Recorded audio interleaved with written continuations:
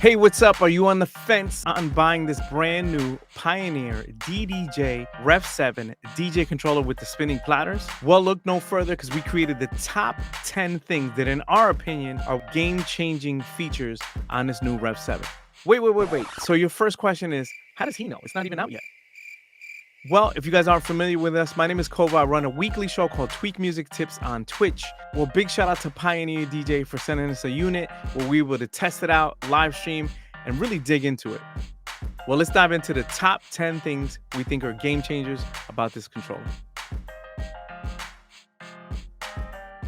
So the jog wheels, they're vinylized jogs, which means that they are motorized with 2 torque levels, a PLX level, and then something matching a classic turntable. You can actually remove the disc, replace the slip mat. I actually cut my own because I'm an old man and I like more of a felt feeling.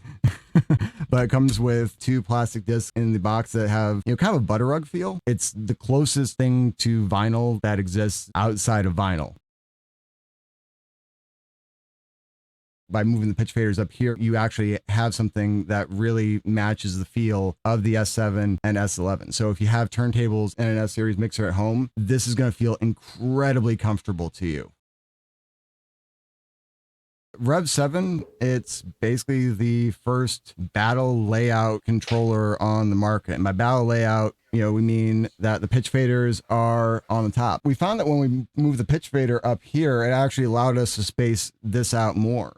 Because when you're doing the layout of a controller, you can have, obviously the pitch faders, on the inside or on the outside, obviously might match other controllers on the market. But at the same time, though, by moving the pitch faders up here, we were able to actually kind of draw your attention to the mixer section. So it has split Q, everybody. Mono split. Mono split. Does it change with hamster switch? Because that was a big deal because there are other products that do that. No, it does not change. You'll be happy to know. Everything stays the same in split Q, even when you hit reverse.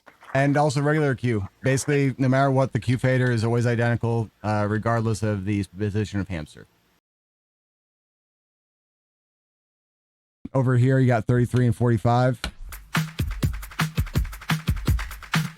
So if you're more comfortable DJing at 45 RPM, you can literally just go into Serato settings, set the native speed at 45 RPM.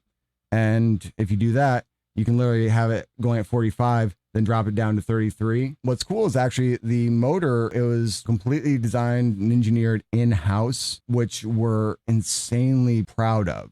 And if you actually look at just like the motor speed range, what's really cool is, let's say I were to set the range at plus 50 or negative 50, or say plus 50 at 45, you actually have the motor responding to the pitch exactly like a real turntable. So there's no software trickery or anything like that. You're literally getting the raw platter data.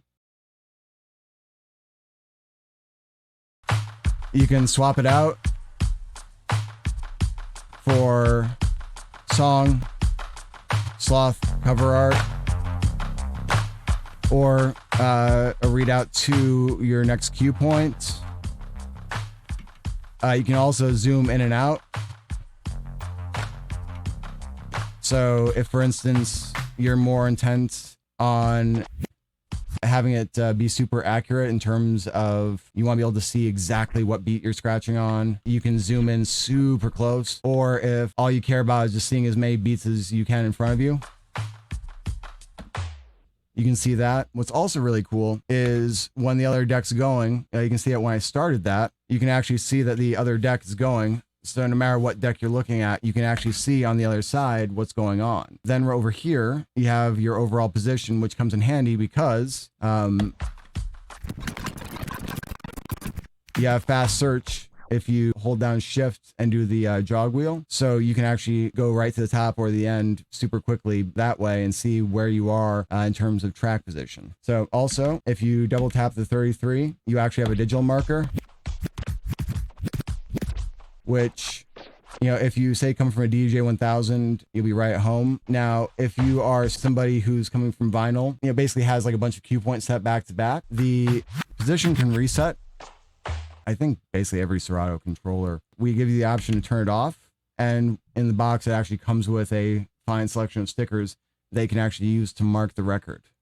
So no matter what, we give you 2 different ways to actually mark the record, going along with markers at the 12 and 2.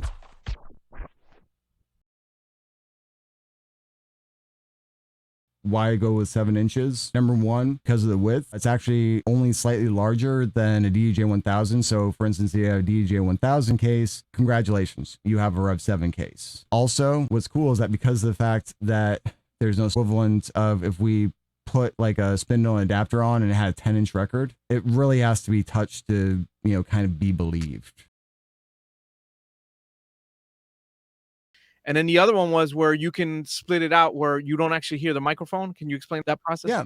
There's a tips element to the show where, you know, you actually help out people who do live streaming and what have you. So in the menu, you have mic to booth, mic limiter, you know, stereo, basically, and then in the settings utility, you can actually choose whether or not the record output has the mic or doesn't. Now, what's really cool about that is, let's say, for instance, you're recording analog, you can go out of the booth output and record that with a mic, but then have the mic going to master. Or for that matter, let's say you're using OBS or Zoom, which typically is not friendly to having anything but puts 1 and 2 going out. You can, on your main computer for Serato, go to, you know, whatever you want because, you know, it's just going out your speakers.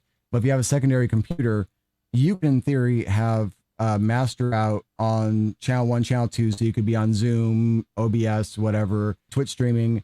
But then you could also at the same time be recording without your microphone. So if you're screwing about, you know, bits and what have you, it's not recorded. And on top of that, you can record your direct channel output to whatever software you want. The one caveat that was it reverb and a couple of the other echo time-based effects, you would want to switch those over to Serato effects so they show up in recordings. You know, the flexibility of the routing is kind of absurd, both for recording and live streaming. You know, we have a ton of new effects, including duck down.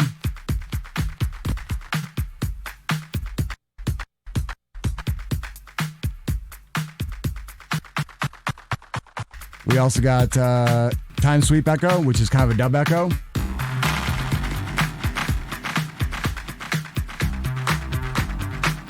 Which actually does a sweep of a dub echo into an on beat echo. You got this thing called fill out, which is really fun. Fill out is actually a bunch of different patterns.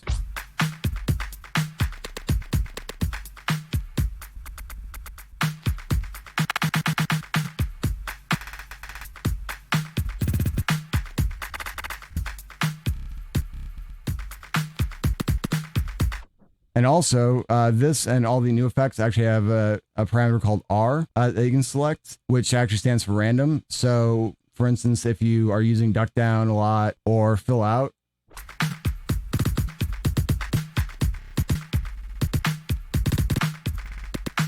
it actually makes it so your setting is different every single time. What's cool is that if you let it go,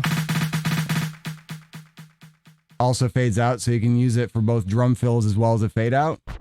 Then you got Helix out, which is a fun multi-use effect. You can speed off into space, or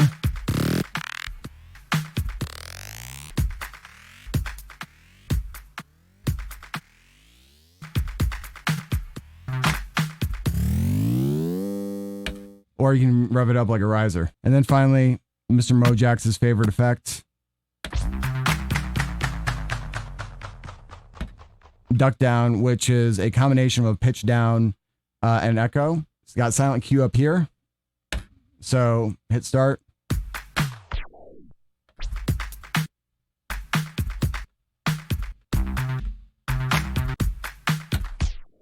So you can use it also for a mute if you want to just have like a really quick toggle without, you know, having to drop a line fader or change your knob position. Otherwise, yeah, all day long. So also if you say, for instance, you know, have your start speed raised up a little bit, you know, so you have like a little bit of a turntable wind up, you can actually mask that. It does also have instant start if you want to use that. Up here, you have the instant scratch section. Let's say you come home, you're frustrated, whatever. You want to walk up to the unit and just start cutting without plugging in your computer. You can actually do that because you actually have a beat and a full battle sentence. Instant scratch is a bunch of different battle sentences that are actually built right into the unit.